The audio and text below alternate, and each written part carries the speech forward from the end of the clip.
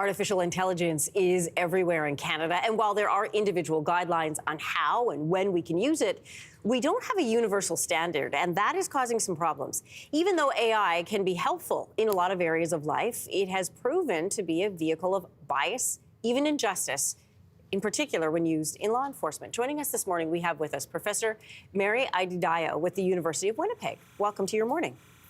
Good morning. Thank you. First of all, explain to us, how is AI being used in law enforcement here in Canada? Yeah, I think most of the biggest part of it would probably be in terms of surveillance. So things like facial recognition. I think there's a little bit of that that's also being used in processing data, like when cases go to court and things like that for e-discovery and things like that. So yeah, there's AI being used in our law enforcement. And are they, like, we're looking at the screen right now, this looks like it's being used as an identification tool. I want to ask you a bit more about how it participates in discrimination when it comes to law enforcement. The discussions around AI and discrimination have been happening for a really long time. And one of the concerns was whoever is doing the programming and setting the basic standard that the computer then works off of needs to be able to have a diverse amount of voices and thought going into that. So how then is AI contributing to discrimination bias that we see in law enforcement as it's being implemented? Yeah, I think the biggest issue is that AI system it's really just based on the data that is provided to it. So if I provide it data that sort of embeds some sort of biases, the system is capable of learning from that and also making decisions with those biases still involved in it. And I think that's the biggest issue, especially when it comes to the fact that we don't necessarily have rules that regulate how the data should look. We don't have rules that regulate what's allowed, what's not allowed in terms of testing and issues like that. We also don't. There's also not a lot of work that's going into seeing whether there's actually bias, whether a system is biased or not. Mm-hmm. And usually it's often when people experience it that some of these conversations come out, and that's something that shouldn't be. There was a case of Clearview AI, for example, which was shown to have what's called scraping the internet to create sort of this database of with identities, and that was since called out in the province of Ontario. Why is it important to enforce stricter AI regulation, not just for one company in particular, but across the board?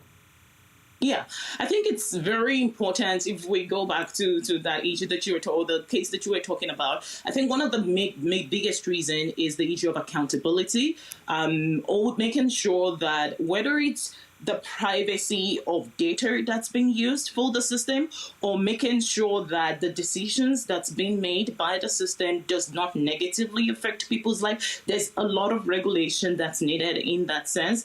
I think the other part is what we are talking about earlier, which is in terms of bias and discrimination as well.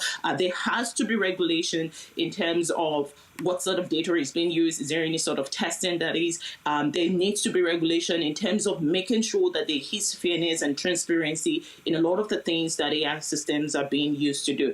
Like I said before, I think in terms of the data collection itself, that's something that definitely there has to be regulation about in terms of deciding what sort of data would be appropriate, no matter what the system is being used to do.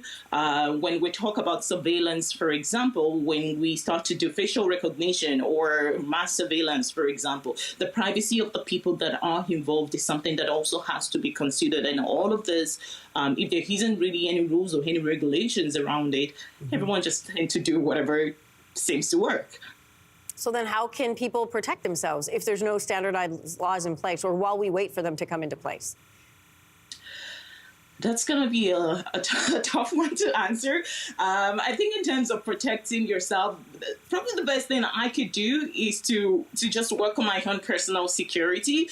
In a lot of cases, like if I talk about mass surveillance, for example, if I have an AI system embedded in an apartment that I live in or in a place in a street that I work in, there's probably really nothing that I can do with regards to that because I can't pull that down. But the other thing we can perhaps do is get in the conversation in terms of the regulations that are being made and being involved when such kinds of decision has to be made. I think that's something that we can do as a person. I think the other part of it is also maintaining my own personal security so that if it's cases that are beyond the things that I have a control over, I can let that be. But if the things that I can control in terms of my pictures that I put on the internet or where my information is being accessed and things like that, then those are things that are still within my control that I can definitely do something about. Professor Adedayo with the University of Winnipeg, thank you. Thank you very much. Hey, thanks for watching. If you liked this, be sure to subscribe here, or you can check out more Your Morning videos right here.